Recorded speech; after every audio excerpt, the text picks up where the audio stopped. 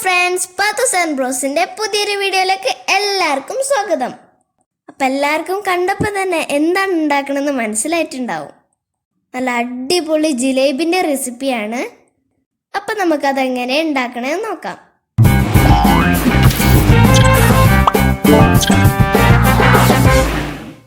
ഇന്നത്തെ ബ്രേക്ക്ഫാസ്റ്റ് ഇഡ്ഡലി ആയിരുന്നു.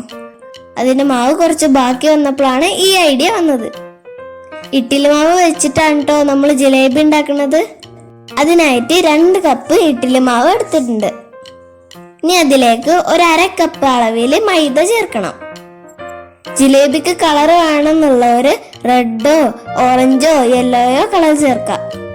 നമ്മളിവിടെ റെഡ് കളറാണ് ചേർത്തത്. എന്നിട്ടത് നന്നായിട്ട് മിക്സ് ചെയ്യാം. ഫുഡ് കളർ ആരോഗ്യത്തിന് അത്ര നല്ലതൊന്നല്ല കേട്ടോ, അതുകൊണ്ട് അത് നിർബന്ധമല്ല. നമ്മൾ വീഡിയോ എടുക്കുമ്പോൾ കാണാൻ ഒരു ഭംഗിക്ക് വേണ്ടിയിട്ടാണ് ഫുഡ് കളർ ചേർത്തത്. ഇത് നന്നായിട്ട് മിക്സ് ചെയ്തെടുക്കണം കേട്ടോ. മിക്സ് ചെയ്ത് കഴിഞ്ഞതിന് ശേഷം ഒരു നുള്ള ബേക്കിംഗ് സോഡ ചേർക്കണം. എന്നിട്ട് അതും നന്നായിട്ടൊന്ന് മിക്സ് ചെയ്യാം.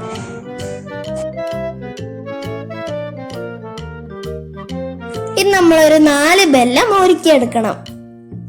1/2 കപ്പ് അളവിൽ വെള്ളം ചേർത്താൽ മതി കേട്ടോ.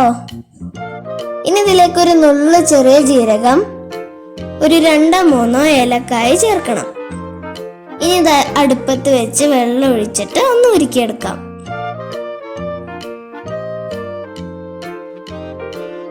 ഇനി ഒരു ലെമണിന്റെ 1/4 ഭാഗം ചെറുതായി കട്ട് ചെയ്തിട്ട് അതും വേണം. ഇനി ഇതിവിടെ റെഡി ആവട്ടെ. നമ്മളെ ബാറ്റർ ഇവിടെ പിങ്ക് കളറാണ് കേട്ടോ കിട്ടിയത്. അതുകൊണ്ട് ഒരു നുള്ള റെഡ് പൗഡർ കളറും കൂടി ചേർത്തിട്ട് ഒന്ന് മിക്സ് ചെയ്തെടുക്കുന്നുണ്ട്. അപ്പോഴേക്കും നമ്മളെ ശർക്കരപ്പാനി ഇവിടെ റെഡിയായി. ഇനി ഇതൊന്ന് തിളച്ചതിന് ശേഷം ഇതിലത്തെ ലെമൺ ഒന്ന് എടുത്ത് മാറ്റണം കേട്ടോ.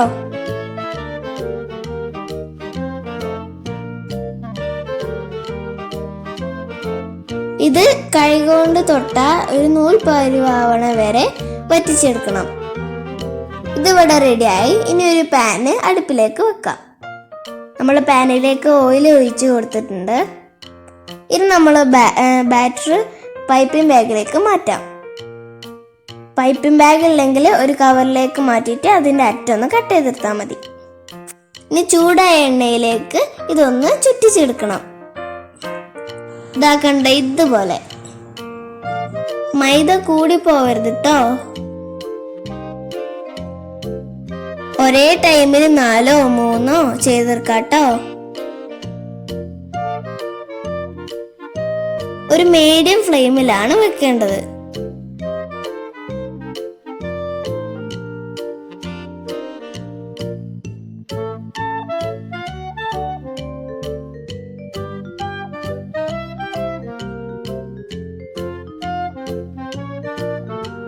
ഒരു വശം റെഡി ആയി കഴിഞ്ഞാൽ ഒന്ന് തിരിച്ചിട്ട് കൊടുക്കണം. 2-3 മിനിറ്റ് മതി റെഡിയാക്കാൻ. ഇനി ഇത് ചൂടോടെ ശർക്കരപ്പാനിയിലേക്ക് ഇടണം. ഇനി 4-5 സെക്കൻഡ്സ് ശർക്കരപ്പാനിയിൽ ഇട്ട് വെച്ചിട്ട് പ്ലേറ്റിലേക്ക് മാറ്റാം.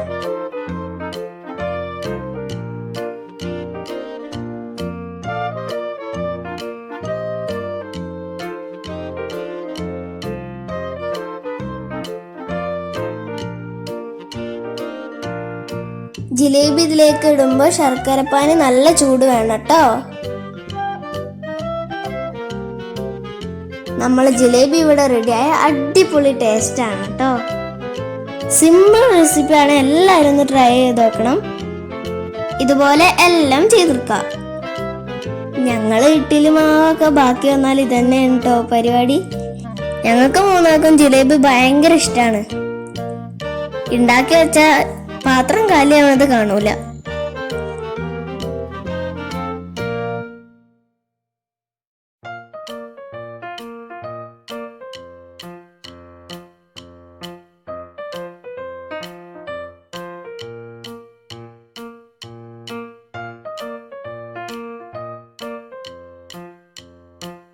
ഞങ്ങളെ ചാനൽ ആദ്യമായിട്ടാണ് കാണണമെങ്കിൽ പ്ലീസ് ഒന്ന് സബ്സ്ക്രൈബ് ചെയ്യണേ.